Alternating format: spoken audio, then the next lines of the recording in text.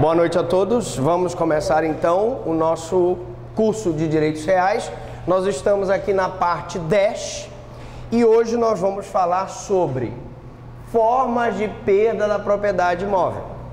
Formas de perda da propriedade imóvel.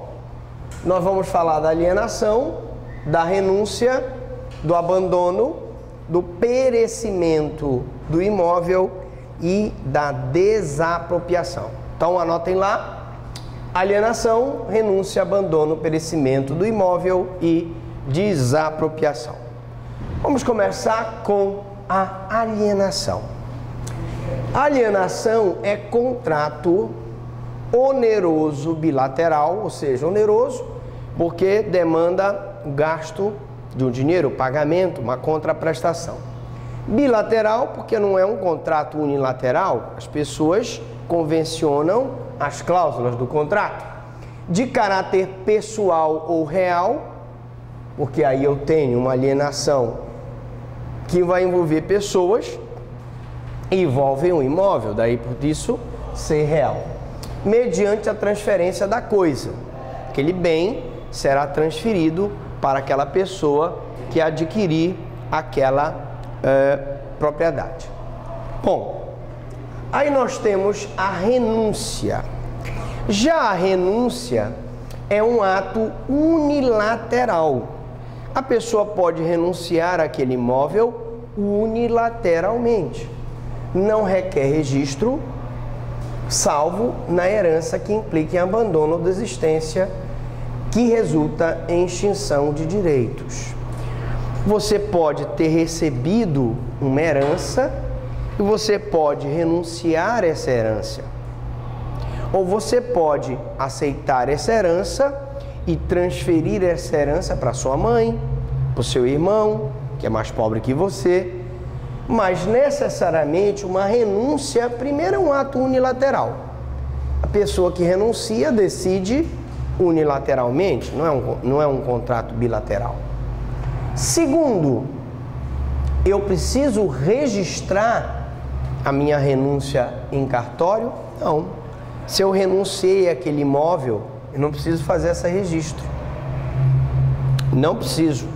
Eu simplesmente renunciei o meu direito. Alguém vai lá, sabendo que eu renunciei àquele meu direito, e vai se apossar daquele imóvel e futuramente vai pleitear o uso capião daquele imóvel. É assim que acontece, tá?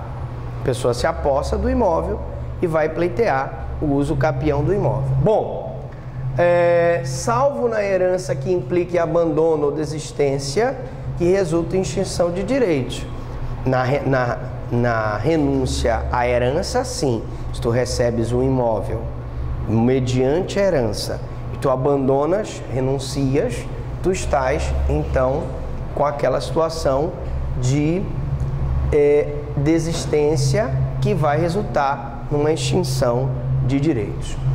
O abandono é ato voluntário, né? Sem qualquer formalidade, você simplesmente abandonou.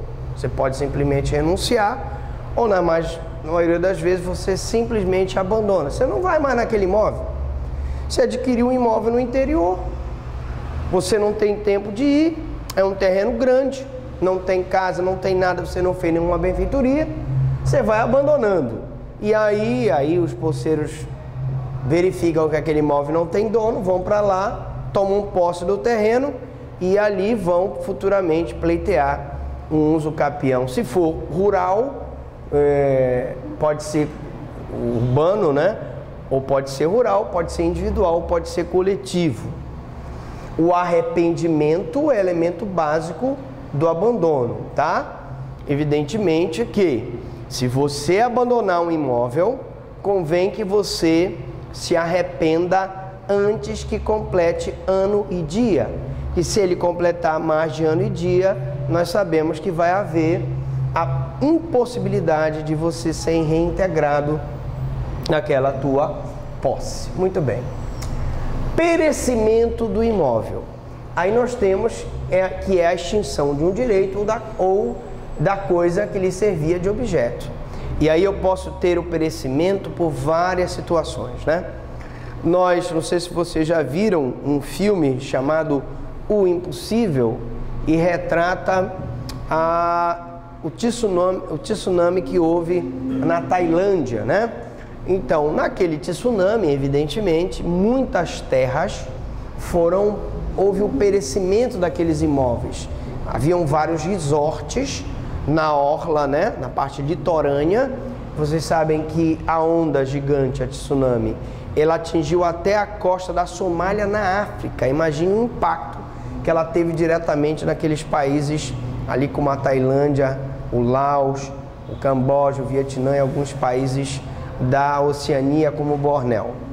Então, muitas propriedades foram simplesmente varridas do mapa pela invasão da água.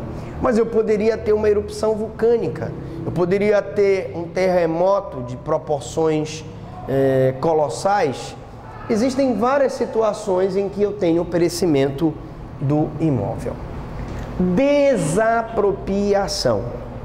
Desapropriação. Vamos falar um pouquinho da desapropriação. Primeiro, é um ato involuntário de perda da propriedade privada, tá? É um ato involuntário, porque não é você que quer perder a sua propriedade, é o poder público que vai desapropriar aquela área que vai servir como um interesse público, tá?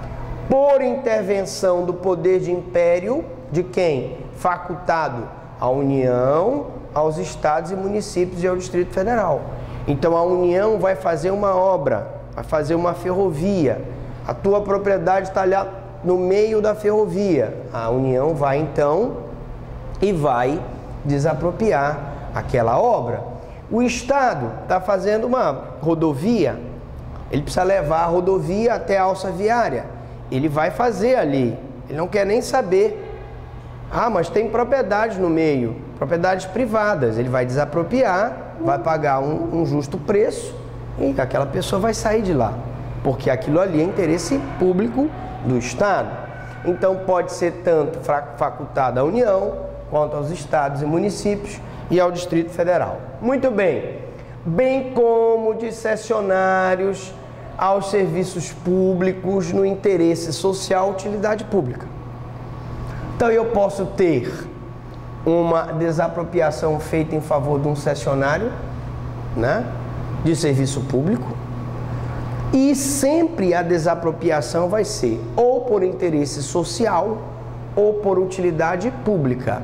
Se eu tenho uma desapropriação em favor de uma reforma agrária, em tese eu teria um interesse social, porque aquela terra está sendo desapropriada para que aquele grupo produza.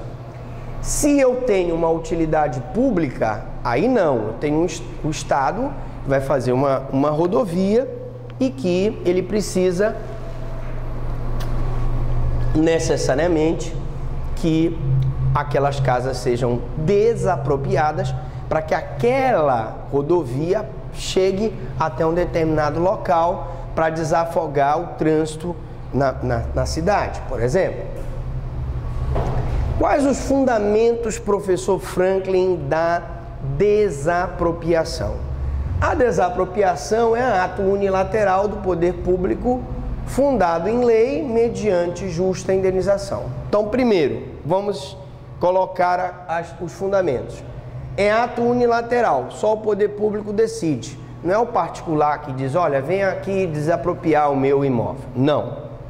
Segundo, ato unilateral do poder público, União, Estados e Municípios, fundado em lei. Eu tenho que ter uma lei que fundamente essa desapropriação, o princípio da legalidade, mediante uma justa indenização. Então, não é simplesmente o Estado desapropriar e não haver o pagamento dessa justa indenização. Mas, professor Franklin, existe possibilidade do Estado desapropriar sem justa indenização? Sim ou não?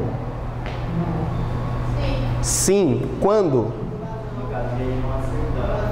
No caso, por exemplo, em que a Polícia Federal faz uma diligência e encontra plantações de psicotrópicos numa propriedade privada. Aquela propriedade privada será desapropriada sem justa indenização. Sem indenização nenhuma. Ela será expropriada, propriamente dito. Oi? Professor, mas nesse caso aí, só para bens rurais, certo? Não. Eu posso ter uma propriedade urbana ou rural. Por exemplo, propriedade urbana. No caso, teria que ser rural nesse caso, porque é a plantação de psicotrópicos. Você não pode plantar, pelo menos não teria espaço para você fazer uma plantação de psicotrópicos na cidade. A não ser que tu fizesse aquele método, o hidropônico, né? Em que você tem pouco espaço, uma sala como essa aqui, a sala de aula, você coloca vários canos e você planta então uma grande quantidade de ervas que causam dependência físico-psíquica. Mas evidentemente que é difícil você fazer isso na cidade. Então por isso que é mais comum acontecer na área rural. Diga lá.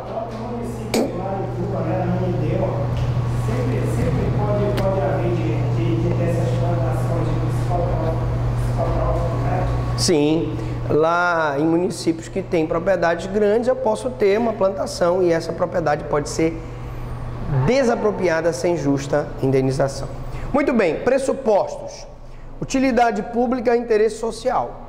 Utilidade pública, se o Estado vai fazer uma ferrovia, uma rodovia, vai fazer uma hidrelétrica, nós estamos vendo aí a discussão da hidrelétrica aqui do Belo Monte, em que, por interesse público, né, nós temos utilidade pública, nós temos áreas que pertencem aos índios e estão sendo desapropriadas mediante indenização. E temos o interesse social, normalmente, para favorecer plantação e assentamento de pessoas que não têm propriedades rurais. Objeto. O que pode ser objeto de uma desapropriação? Todos os bens móveis e imóveis. Então eu posso ter aviões, atenção, aviões, ações das sociedades anônimas, títulos de crédito em geral e desapropriação parcial, né? Por exemplo, servidão, oleodutos e eletrificações.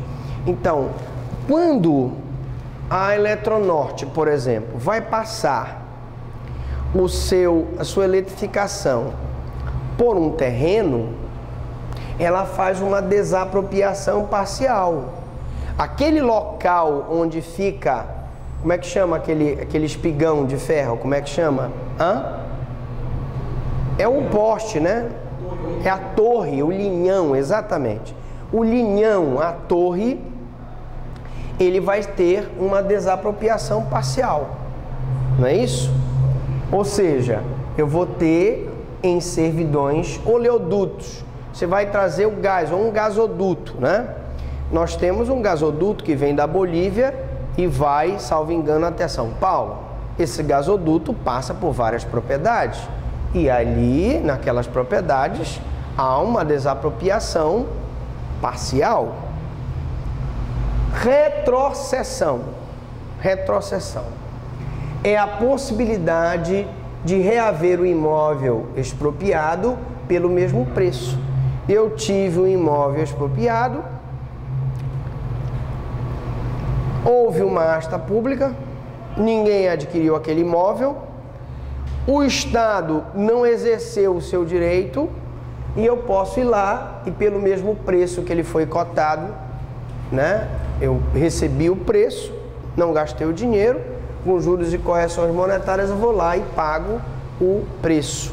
É o que nós chamamos de retrocessão, caso não tenha sido utilizado no fim desejado. Então o Estado não utilizou. Isso pode acontecer, professor? Pode. O Estado pode expropriar e não utilizar. Registro de imóveis. Olha, prestem muita atenção que agora nós vamos falar de coisas extremamente importantes no que tange ao registro de imóveis. Tudo que você queria saber sobre registro de imóveis e nunca teve coragem de perguntar. Muito bem. Registro de imóveis. Nós temos que fazer uma diferença entre matrícula, registro e averbação. Matrícula, registro e averbação são atos relativos aos bens imóveis que se processam sobre formalidades no cartório de registro de imóveis. Até aí, nós não dissemos nada. Dissemos que são atos que se processam no registro de imóveis e que vão se relacionar a bens imóveis, porque nós sabemos que os bens móveis não necessitam nem de registro, nem de averbação e nem de matrícula, tá? Mas, professor, qual a diferença de cada um deles? Então, vamos lá. Primeiro, o fundamento, né? Eu tenho a 6.015 de 73, o artigo 67, 172, e aí por diante temos os artigos que fundamentam todas essas transações, tá? Que depois vocês, por favor, consultem lá nos seus códigos.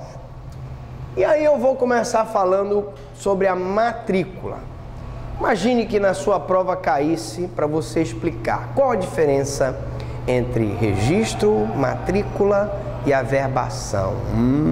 Pergunta de prova. A matrícula é ato cartorário que individualiza o imóvel, identificando-o por meio de sua correta localização e descrição. Então, ela é a identificação do imóvel, onde se coloca o quê? A localização. Imóvel situado no conjunto Alacide Nunes, Alameda B, bloco 2, apartamento 101. Ponto. E vai descrever o imóvel. O imóvel tem tantos metros de frente, fazendo confinância com o vizinho da direita, que eu sou fulano de tal, com tantos metros, e ao fundo faz essa daqui a descrição, tá? Então, isso aqui é a matrícula, ato cartorário que individualiza o imóvel. É através dessa individualização que eu posso diferenciar aquele imóvel do outro. É como cada um de nós. Uns têm olhos verdes, outros têm olhos azuis, outros têm olhos castanhos, uns têm cabelo louro, outros cabelo ruivo, outro cabelo preto, outro cabelo branco, e assim sucessivamente. Eu descrevo cada um para poder individualizar. A matrícula é a mesma coisa. Ela localiza e descreve cada imóvel para poder individualizar o imóvel. Bom, é na matrícula do imóvel que são lançados o registro e a averbação. Então, na matrículazinha, que é um papelzinho que está lá no cartório de registro de imóveis, é que eu vou lançar o registro daquele imóvel, então ele tem que estar registrado, e vou lançar a averbação daquele imóvel. E o que é registro e averbação? Calma, vamos já explicar o que é o registro e averbação, mostrando a real situação jurídica do imóvel. Ele está sobre a propriedade de quem? Ele tem confinante com quem? Ele tem hipoteca? Ele não tem hipoteca? Ele está quitado? Ele não está quitado? Ele foi dado em garantia? Ele não foi? O objetivo dela é mostrar a situação jurídica do imóvel. Como popularmente dito, a matrícula funciona como um retrato do imóvel pelo histórico anotado nos livros do cartório. Um retrato do imóvel, né?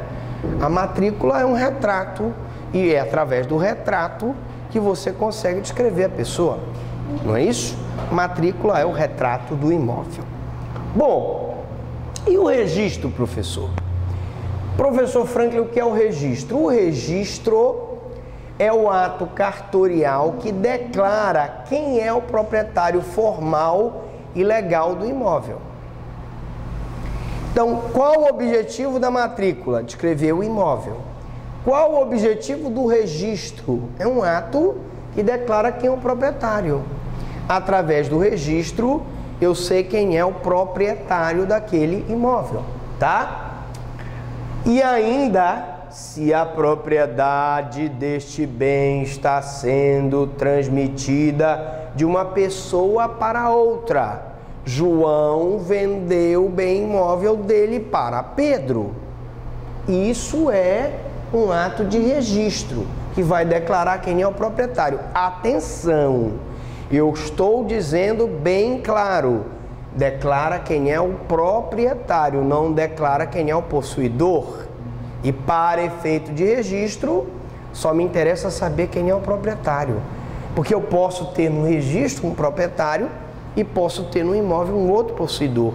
Inclusive um possuidor que, em tese, tenha direito a adquirir aquele imóvel por uso capião e venha a ser um novo proprietário daquele imóvel.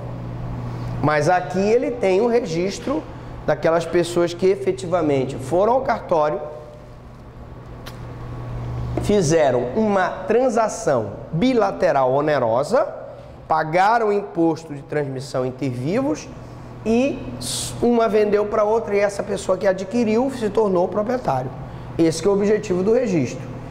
Então, se a propriedade desse bem está sendo transmitida de uma pessoa para outra, é a consequência desse registro. Pois não.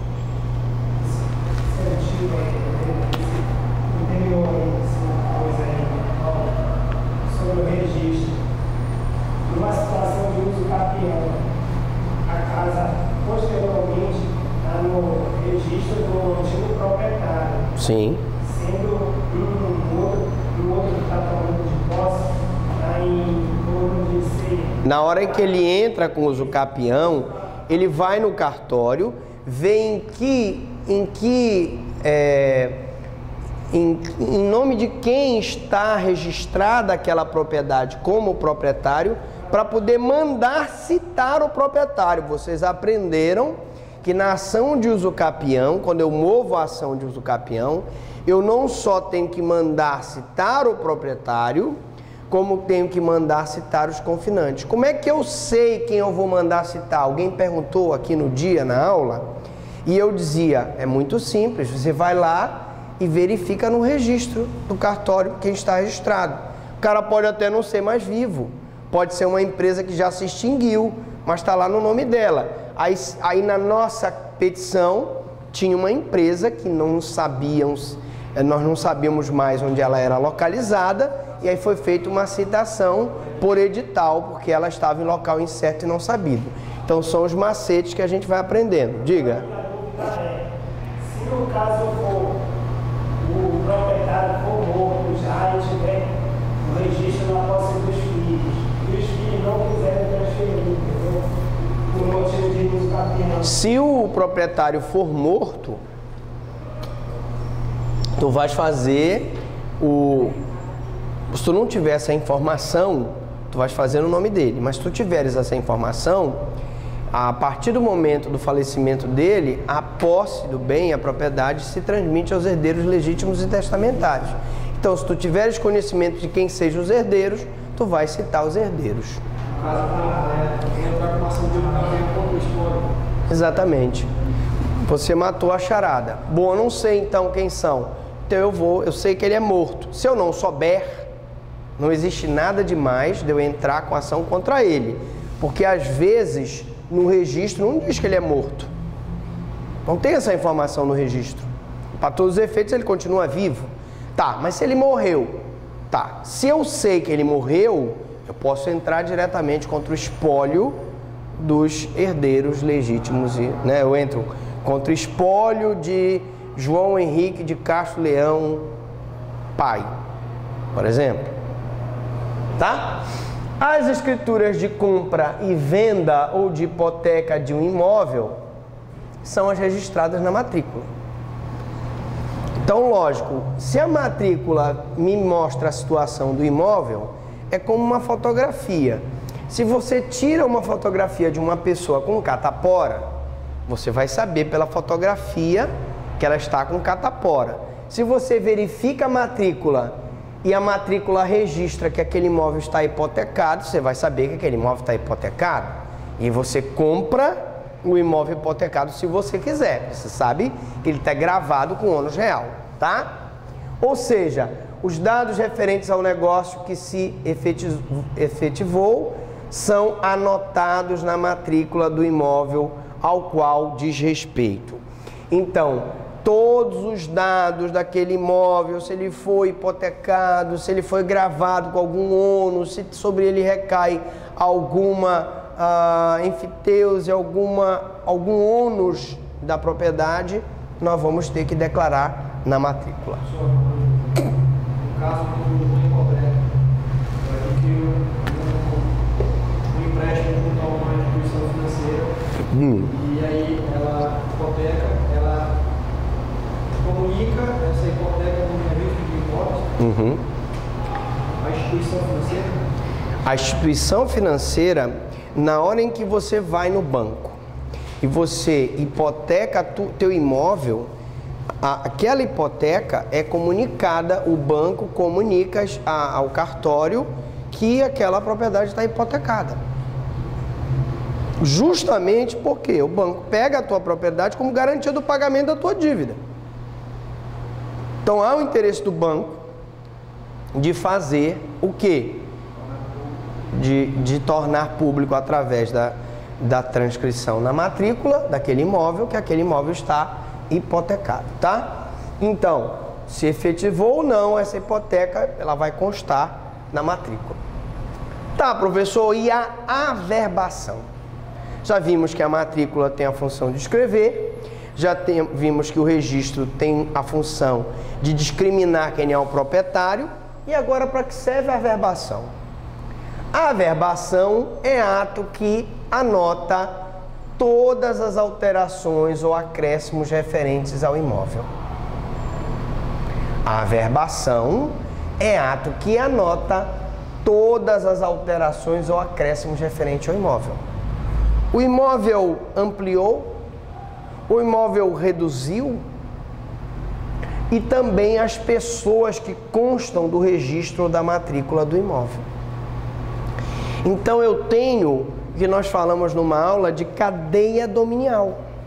Eu tenho desde o primeiro proprietário daquele imóvel, segundo, terceiro, quarto, quinto e assim sucessivamente. Eu tenho desde o tamanho original do imóvel até quando ele foi desmembrado para dividido entre os herdeiros legítimos e testamentários do primeiro proprietário, segundo, terceiro e assim sucessivamente. Então, isso aqui é a averbação, todas as alterações ou acréscimos do imóvel. Ela não tem como função descrever o imóvel, ela não tem como função de indicar o proprietário, mas ela diz tudo que aconteceu nele. É o registro vivo da movimentação dele. Se ele aumentou de tamanho, se ele diminuiu de tamanho, quem foram as pessoas, tudo isso é averbação. São atos de averbação de informações que alteram a situação do imóvel. Então, o imóvel era do senhor João. Ele morreu, tinha 4 filhos. Esse imóvel foi dividido por 4. Depois, esses 4 filhos morreram. Eles tinham mais, cada um teve mais 4 filhos. E aí, 4 vezes 4, 16. O imóvel foi dividido por 16 e assim sucessivamente. E essas alterações, a situação do imóvel, das pessoas, vão constar nesse imóvel. Ela vincula, por exemplo, o habite-se, que é expedido pela Prefeitura Municipal. Então, por exemplo, eu tenho que ter um imóvel dentro dos padrões da municipalidade para que haja o habite-se, né? Hoje em dia, vocês sabem que um condomínio, para que ele tenha um habite-se, para que esse habite-se seja renovado, além do imóvel não poder estar contra as regras do plano municipal, né? Ele precisa ter, por exemplo, todas as fiscalizações em dia. Questão do corpo de bombeiros, que vai lá, vai ver desde o hidrante, desde os extintores de incêndio, das escadas, se estão sinalizadas, se não estão, da saída de emergência, para que ele possa ter esse habite-se, né? As mudanças de nome.